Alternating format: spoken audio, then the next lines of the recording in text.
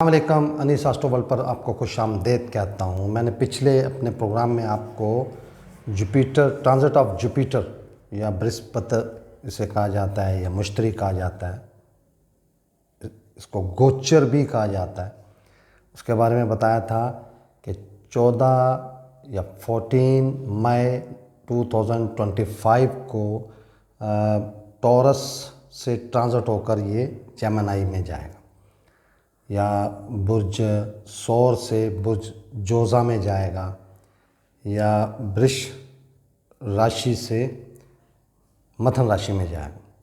तो इसमें इस साल 2025 में मार्च, एंड ऑफ मार्च 29 मार्च से लेकर 19 मई तक 4 बहुत बड़ी ट्रांजिट्स हो रही हैं। ये मैं पहले भी जिक्र कर चुका हूँ, आज फिर कर रहा हूँ।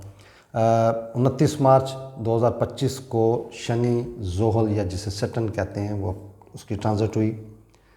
वो एक्वेरियस से पाइसेस में गया। 14 मई 2025 को जुपिटर टॉरस से जेमिनी में जाएगा और 19 मई 2025 को राहु और केतु की ट्रांजिट होगी। वो मैं अगले प्रोग्राम में उसके बारे में बताऊंगा आपको। जुपिटर जेमिनी में जा रहा है, जोज़ा में जा रहा है या जिसे मथन राशि कहते हैं उसमें जा रहा है, और ये अकॉर्डिंग टू वैदिक एस्ट्रोलॉजी से दो स्वभाव या द्वितीय स्वभाव राशि कहा जाता है। मतलब ये इसके दो मुंह होते हैं, राइट और लेफ्ट, पजल कर देने वाली राशि होती है। दो स्वभाव इसको कहा जाता है। इसमें इंसान कंफ्यूज्ड रहता है कि ये इसने राइट हैंड जाना है या लेफ्ट हैंड जाना है। नंबर 1। नंबर 2, जो जुपिटर है या गुरु इसे कहते हैं, बृहस्पति भी कहा जाता है, मुश्तरी भी कहा जाता है, ये जेमिनी में जा रहा है और बहुत बड़ी ट्रांजिट होगी और इसको हमेशा अच्छे रिजल्ट्स के लिए देखा जाता है, क्योंकि ये हर हाल में शुभ नैसर्गिक ग्रह इसे कहा जाता है। अच्छे रिजल्ट्स के लिए देखा जाता है और ख़ास तौर पर अगर जन्म कुंडली में, बर्थ चार्ट में या पैदाइशी जायचा में इसकी प्लेसमेंट अच्छी हो तो इंसान को बहुत तरक्की मिलती है, फेम मिलता है, धन मिलता है, इसको ख़ानदान मिलता है, फैमिली मिलती है, औलाद मिलती है, मज़हब से बहुत लगाव होता है। ये मैं पहले प्रोग्राम में बता चुका हूँ। आज बात करेंगे लिब्रा असेंडेंट चार्ट की, या जिसे बुर्ज मिज़ान का जायचा कहा जाता है, या तुला राशि लगन की कुंडली। इस जायचा में, इस कुंडली में, इस चार्ट में जुपिटर जो है, गुरु या बृहस्पति जो है, वो इनके 9वें घर में इसकी प्लेसमेंट होगी, गोचर होगा इसका।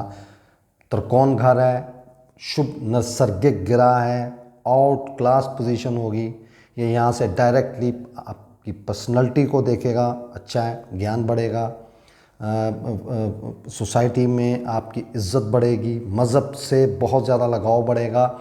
ये 7वीं नज़र से आपकी कम्युनिकेशन और आपकी ज़िम्मेदारियां पूरी कराता हुआ नज़र आ रहा है, और 9वीं नज़र से ये आपकी संतान, जिसे औलाद कहते हैं, ये आपकी एजुकेशन, जो स्टूडेंट्स हैं उनकी भी बात कर रहा हूँ मैं, एजुकेशन के मामलात अच्छे करेगा। ये अच्छी प्लेसमेंट यहाँ पे नज़र आ रही है। हालांकि ये आपके चार्ट में ये मारक गिरा है, ये आपकी कुंडली चार्ट के 3रे और 6ठे घर का मालिक है। अच्छे इसके रिजल्ट्स नज़र आ रहे हैं। अब बात करेंगे वृश्चिक राशि लगन कुंडली, बुर्ज अकरब के जायचा की या स्कॉर्पियो असेंडेंट चार्ट की। आपकी कुंडली जायचा में ये आपका कुंडली में आपका ये कारक गिरा है। आपकी कुंडली जायचा के 2nd हाउस और 5th हाउस का लॉर्ड है ये, और इसकी प्लेसमेंट जो हो रही है वो आपकी कुंडली जायचा के 8th घर की हो रही है। इसको तरकेश घर कहा जाता है, नाकस्तरीन घर में हो रही, और ये यहाँ पर थोड़े समय के लिए, ज़्यादा वक्त नहीं होगा यहाँ पे, लेकिन ये 8वां घर है, डायरेक्टली आपके 12वें घर को देखेगा। ये खर्चे के घर, अखराजात बढ़ेंगे आपके, सफ़र कर सकते हैं आप हॉस्पिटल और इस लिटिगेशन के मामलात में आप पर ये टाइम आ सकता है। ये 7वीं नज़र से आपके सेकंड हाउस को देखेगा, आपकी फैमिली को देखेगा, आपके फाइनेंस को देखेगा, आपकी वाणी बोलने के अंदाज़ को देखेगा। 8वें घर में बैठकर 7वें घर को देखने से आपकी फैमिली के अगर कुंडली में, ये आपकी बर्थ चार्ट में जन्मान में अगर ये अच्छी पोजीशन में है तो आपकी फैमिली बढ़ती हुई नज़र आ रही है। और अगर ये आपकी कुंडली में ये नाकस घरों में है तो ये आपकी फैमिली, जो आपके बड़े बूढ़े हैं, उनका बहुत ज़्यादा केयर करने वाला टाइम ये अवेयरनेस दे रहा है। 9वीं नज़र से ये आपके सुख के मामलात, वालदा के मामलात, ज़ाती सवारी, ज़ाती रहाइश को देखेगा। और ये नाकस घर में बैठकर आपकी कुंडली के बहुत अहम घर को देखेगा, आपकी वालदा के मामलात को देखेगा। ये ट्रांजिट आपके लिए इतनी अच्छी ट्रांजिट नहीं होगी। अब बात करते हैं सजिटेरियस असेंडेंट की, धनु राशि लगन की कुंडली की, या बुर्ज कौस के जायचा की। आपकी कुंडली में ये बहुत अहम घरों का मालिक, आपकी पर्सनैलिटी का मालिक है, आपके चौथे घर का मालिक है। अकॉर्डिंग टू वैदिक एस्ट्रोलॉजी इसकी प्लेसमेंट आपके 7वें घर में हो रही, और ये अकॉर्डिंग टू वैदिक एस्ट्रोलॉजी आदिपति योग या अधिपति योग नहीं बनेगा, यहाँ पे रोग बनाएगा, क्योंकि ये यहाँ पे न्यूट्रल हो जाएगा या सम पोजीशन में हो जाएगा। और ये यहाँ पर अगर आपकी कुंडली में, पैदाइशी जायचा में, जन्म कुंडली में, बर्थ चार्ट में अच्छे घरों में मौजूद है तो ये कोई इतने ज़्यादा तो नहीं करेगा। लेकिन अगर ये आपके बर्थ चार्ट में तरकेश में है या तीसरे घर में मौजूद है या ये अच्छे घर में नहीं है तो ये आपको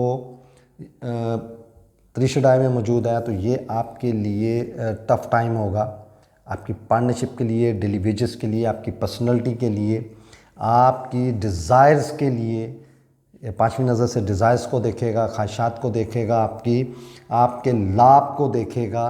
और ये कोई इतना अच्छे रिज़ल्ट यहाँ पे देता हुआ नज़र नहीं आ रहा। 7वीं नज़र से 7th लाइट आपकी पर्सनैलिटी को, लगन को देख रहा है। ये भी कोई इतने अच्छे रिज़ल्ट्स नहीं होंगे, हालांकि उसका अपना घर है। और 9वीं नज़र से ये आपके तीसरे घर को देखेगा, जो कि जिम्मेदारियों का घर है, छोटे बहन भाइयों का घर है, कम्युनिकेशन का घर है, उसका मेहनत का घर और कर्ज का घर है। ये यहाँ पर आपको अच्छे रिज़ल्ट देता हुआ अकॉर्डिंग टू वैदिक एस्ट्रोलॉजी एज उनके जो सूत्र हैं, उसका जो फार्मूला है, उसके मुताबिक। अब बात करेंगे कैप्रिकॉर्न असेंडेंट की, मकर राशि लगन की कुंडली की, बुर्ज जद्दी के जायचा की।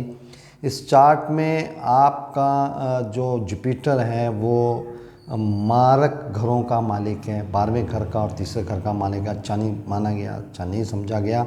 और मौजूदा ट्रांजिट में ये आपकी कुंडली जायचा के 6ठे घर में जा, और यहाँ पर ये विपरीत राजयोग की पोजीशन बनाएगा, जो कि अच्छी समझी जाती है। ऐसी जगह से हेल्प होना जहाँ पे सोच भी ना हो।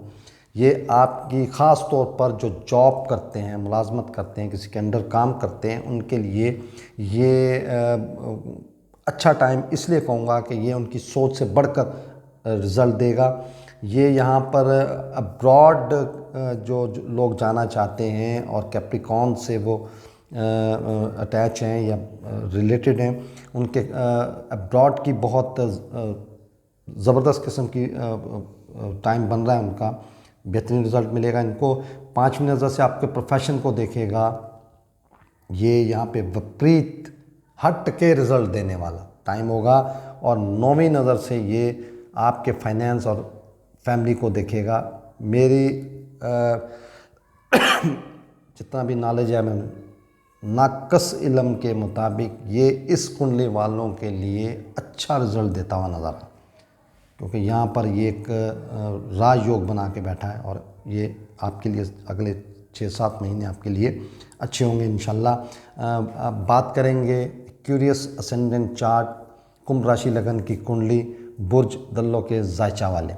आपकी कुंडली में ये सम गिरा है, 11वें घर और दूसरे घर का मालिक है।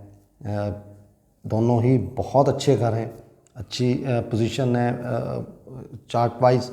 और ये आपकी कुंडली में इसकी ट्रांजिट जो है आपके 5वें का, आपकी कुंडली जायचा के 5वें घर में 5th हाउस में हो रही। त्रिकोण, दूसरा त्रिकोण है और त्रिकोण बहुत आला रिजल्ट देने वाला समझा जाता है। और आपके अच्छे घरों का मालिक आपके 5वें घर में आपकी संतान, एजुकेशन, आपकी कम्युनिकेशन, आपकी प्लानिंग, अनसर्टन गेन, आपकी गॉड गिफ्टेड टाइम, आपको मैं तो ये कहूँगा कि आपको मिलने वाला है। ये यहाँ से 5वीं नज़र से आपके भाग्य को देखेगा, आपके रिलीजियस मामलात जो हैं या आपके मजहबी मामलात जो हैं उसको बढ़ावा देगा। वालिद साहब के साथ या अपने फादर के साथ आपकी ज़बरदस्त बनने वाली है, उनके नक्शे कदम पे चलते हुए नज़र आ रहे हैं। आउट क्लास टाइम मिलता हुआ नज़र आ रहा है आपको। 7वीं नज़र से आपकी कुंडली के 11वें घर को देखेगा, डिज़ायर्स को, लाभ के मामलात, अनसर्टेन गेन के मामलात, बहुत आउट क्लास टाइम मिलने वाला आपको, बहुत अच्छा टाइम मिलेगा इंशाल्लाह आपको। और 9वीं नज़र से आपकी पर्सनैलिटी को देखेगा, आपकी शख्सियत को देखेगा। आप अपनी सोसाइटी में या जहाँ काम करते हैं, जो जिस भी प्रोफेशन से आप रिलेट हैं, बेहतरीन रिजल्ट देता हुआ नज़र आ रहा है। अब बात करेंगे पाइसेस असेंडेंट चार्ट की, मीन राशि लगन की कुंडली की, बुर्ज हूत के जायचा की। ये आपका लॉर्ड ही है और इस वक्त ये आपकी इसकी जो ट्रांजिट है आपके कुंडली जायचा के 4थे घर में होगी। माँ का घर है, सुख का घर है, ज़ाती सवारी, ज़ाती रहाइश का घर है और डायरेक्टली आपके प्रोफेशन को देखें। अकॉर्डिंग टू वैदिक एस्ट्रोलॉजी यहाँ पर एक मर्तबा फिर ये आधिपति रोग की पोजीशन में होगा, सम पोजीशन में होगा। आपकी जन्मान, आपकी जन्म कुंडली में जो इसकी पोजीशन होगी, अगर अच्छे घरों में बैठा है तो उम्मीद है कि अच्छे रिजल्ट होंगे। अगर नाकस घरों में या मारक घरों में बैठा है तो ये आपके लिए अच्छा टाइम तसव्वुर नहीं होगा। 5वीं नज़र से आपके 8वें घर को देखेगा। एंग्जाइटी, अचानक से होने वाले मामलात, हर्डल्स, तकलीफ़ें, परेशानियाँ, इस तरह के मामलात। 7वीं नज़र से आपके प्रोफेशन के मामलात और 9वीं नज़र से आपके 12वें घर के मामलात, अब्रॉड के मामलात हो गए। आपके खर्चे, अखराजात आपके बेकाबू होने लगे, आपके बहुत ज़्यादा अखराजात होने के इम्कानात बढ़ गए हैं। यहाँ पे पर्सनैलिटी का मालिक है, आपके प्रोफेशन का मालिक है। प्लेसमेंट अकॉर्डिंग टू द वैदिक एस्ट्रोलॉजी ये अच्छे रिजल्ट देती हुई नज़र नहीं आ रही। मैंने आपको पिछली वीडियो में बताया था कि ये जुपिटर को, बृहस्पति को, गुरु को जब भी इसकी ट्रांजिट होती है हमेशा अच्छे के लिए देखा जाता है।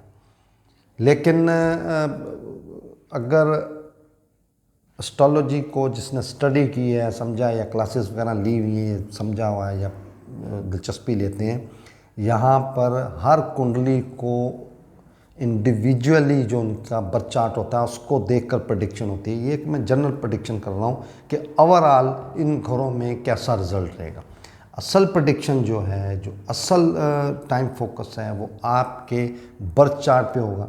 वहाँ पे क्या इसकी पोजीशन होगी, ट्रांजिट में क्या पोजीशन होगी। और वैदिक एस्ट्रोलॉजी में ट्रांजिट को 3रे या 4थे नंबर पे रखा गया।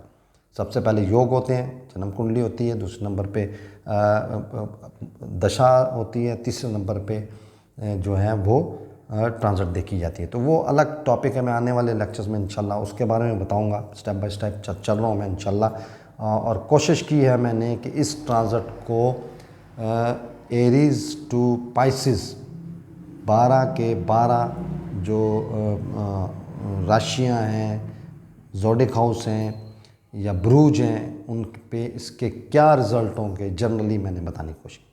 बहुत शुक्रिया। अस्सलाम वालेकुम जी।